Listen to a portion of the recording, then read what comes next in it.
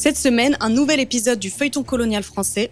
Pourquoi tu dis qu'il y a un peuple premier que les Kanaks qui nous respecteraient pas nous? Dire ça, C'est vrai. c'est un révisionnisme de ta part. Moi, on ne me traite pas de peuple second. Manuel Valls, qui je vous le rappelle est ministre des Outre-mer, est en visite en Kanaky, Nouvelle-Calédonie. Sa mission, calmer les tensions après la crise de mai 2024 et faire aboutir un accord politique entre indépendantistes et non-indépendantistes. Pendant une cérémonie au Sénat coutumier, il a utilisé le terme « peuple premier » pour désigner les Kanaks. Et là, le député Nicolas Metzdorf lui est tombé dessus, jugeant cette appellation insultante, parce que si les Kanaks sont un peuple premier, ça veut dire que les Caldoches sont un peuple second? Parce que si un peuple premier, ça veut dire qu'il y a des seconds.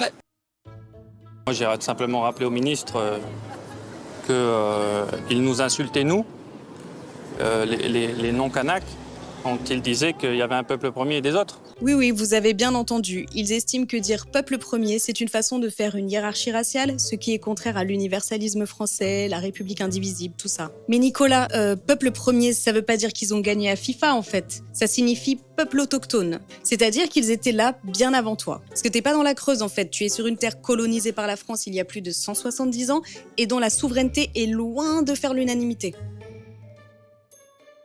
D'ailleurs, il s'agit d'une question de droit international puisque la Déclaration des Nations Unies sur les droits des peuples autochtones, adoptée en 2007 et soutenue par la France, affirme le droit de ces peuples à l'autodétermination et à la préservation de leurs terres et ressources. La reconnaissance de ces droits pose aussi la question des réparations qui, comme le rappelle le Club des juristes, seront toujours insuffisantes face à l'ampleur des violences exercées envers ces peuples. En attendant, le militant kanak Christian Tin et 7 autres indépendantistes sont toujours incarcérés dans l'Hexagone pour leur rôle dans les manifs de mai 2024 et son parti, le FLNKS, exige la conclusion d'un accord vers l'indépendance avant septembre 2025.